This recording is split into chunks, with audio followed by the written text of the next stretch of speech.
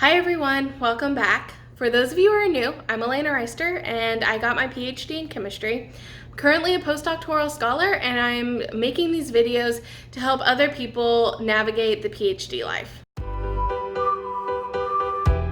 So this week I ended up going through 2 different virtual interviews. I am a postdoctoral scholar, so whenever you're in kind of those roles, you're constantly looking for potential next jobs. So I went through one interview for a potential postdoc and then also an interview for a potential industry position. I actually found a lot of differences between those 2 interviews, so if you're interested in a video about how a postdoc interview compares to an industry interview, comment below because I kind of want to make that video and talk about those differences. But something that I think is important, especially during this time where the world is a little bit crazy right now, is a lot of people may be feeling unsteady, maybe looking for new jobs, and something that is occurring a lot right now is actual virtual interviews. If you've never gone through a virtual interview, it can be a little bit difficult to understand what you're supposed to be doing and how you're supposed to be navigating it. So I wanted to try and give back to those who are going through that situation. And so I created this video today to go over my top 5 tips for how to be your best throughout a virtual interview. I realize that a lot of interviews that are normally done in person are now being done virtually. But in the PhD world, there's usually a lot of virtual type interviews, whether these are phone interviews or actual virtual meetings, because whenever you have a PhD, you're generally applying to jobs that are further away. So instead of them paying to fly you out, usually your first set of interviews are done over the phone or through a virtual meeting. So today we're going to go over my 5 tips on how to be your best during a virtual interview. So the first tip is to be early and be prepared. So this kind of encompasses several different things. The first is being prepared. So you want to make sure that your technology is set up well and that your webcam is working, your phone is working correctly, whatever you need to be able to get the audios and visuals that are required for the meeting. So the next part of being prepared is being early. So whenever I'm getting ready for a virtual interview, about 30 minutes prior to the interview starting, I will start getting my space set up, calming myself down, trying to get in the mindset of going into the interview. About 10 minutes before the interview starts, I will go into whatever meeting is set up. If it is like a virtual meeting, either on Zoom or on the other different types of softwares. And so I'll go in and a lot of times it'll put you into a lobby and it'll tell you you have to wait to be let in or something like that, or the meeting hasn't started yet. If you are already in that meeting, then you're not going to accidentally miss, that exact time point it turned the time for your meeting and then end up being, a couple minutes late just because you forgot to hit a button or something. So going in 10 minutes early can give you a little bit of an edge where you're prepared, you're sitting down, you're ready for the interview up until the moment that the interviewers come in and join the meeting. Tip number 2 is to create your space. This is really important because you don't want for your interviewers to constantly be distracted because of what's behind you or what else is going on in the image. And so while I have an office that I tend to do a lot of my work in, I actually do my virtual interviews sitting at my dining room table. And this is because my office is very cluttered. We have bikes in there, we have a mattress in there, we have a lot of different things that I don't want my interviewers to be focused on what's behind me and trying to understand what's going on behind me. So instead, I come here where we just have a plain wall behind us that's painted gray. It doesn't really come through like that on the camera, but it provides just a solid background behind me. There's nothing flashy or nothing that is going to distract the interviewers from what's going on while they're talking to me. If you don't have a spot in your house that has a more plain background, one of the ways that you can get around this, when you're using something like Zoom or Microsoft Teams, you can put up a virtual background to hide whatever is going on in your actual background. I would suggest, if possible, to not use this approach.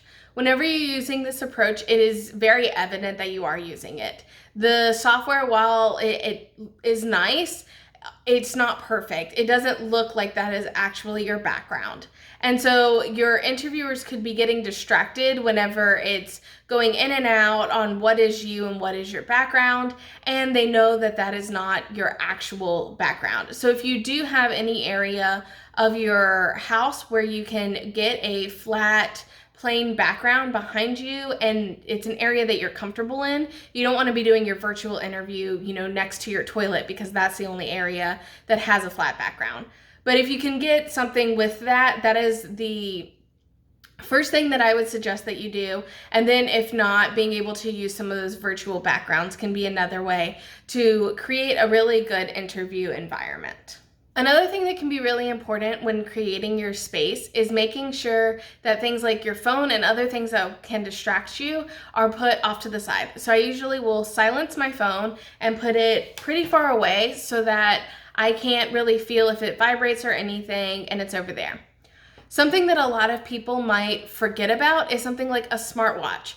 So I do take off my smartwatch for all of my virtual interviews so that I'm not being distracted when notifications come in, because we all know when we get that buzz, it's really, really distracting and all you want to do is go check it.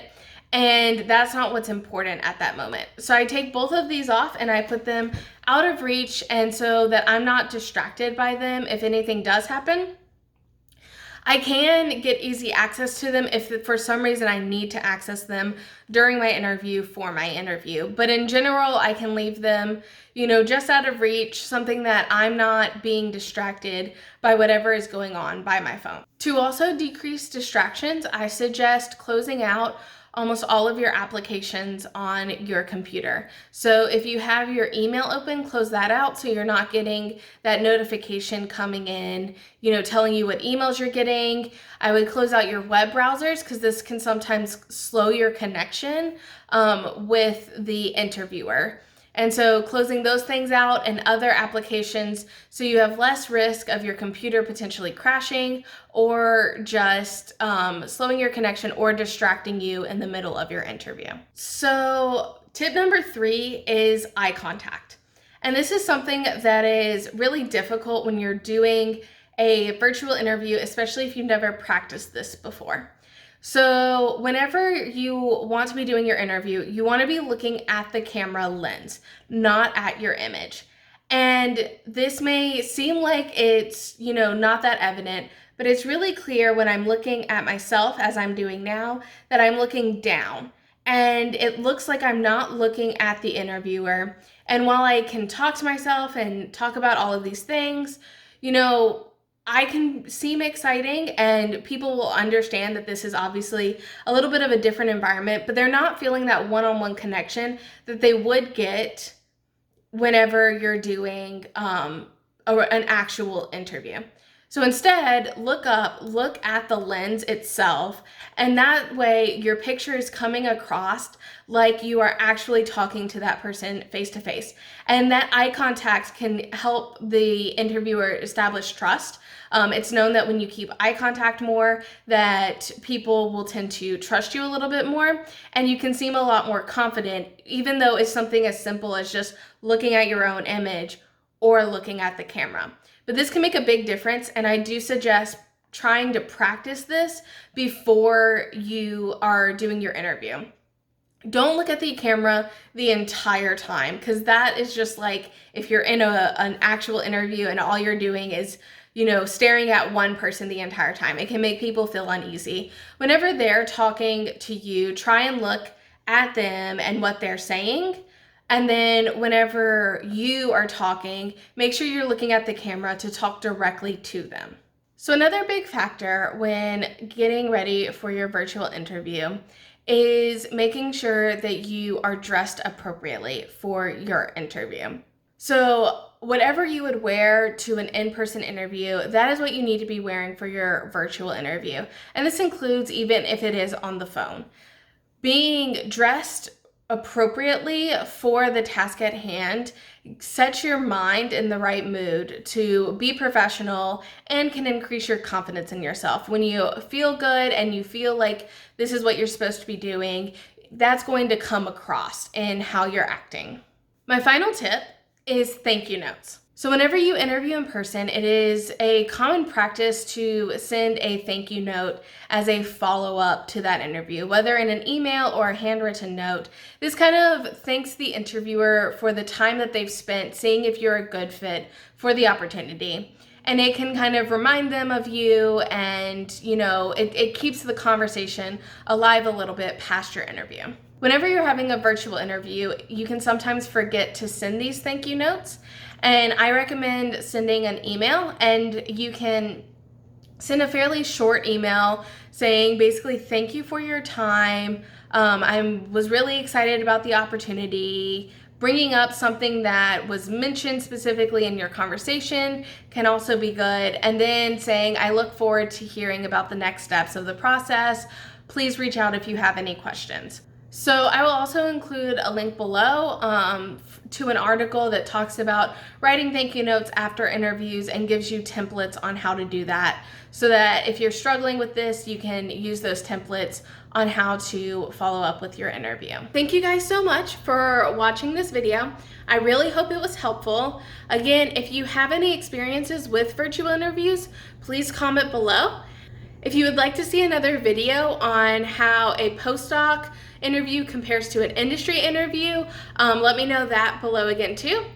If you like this video, please hit the thumbs up button, and if you would like more videos like it, please subscribe to my channel. These both really help to support me in trying to make more of these videos about how to navigate through your PhD life. See you next week.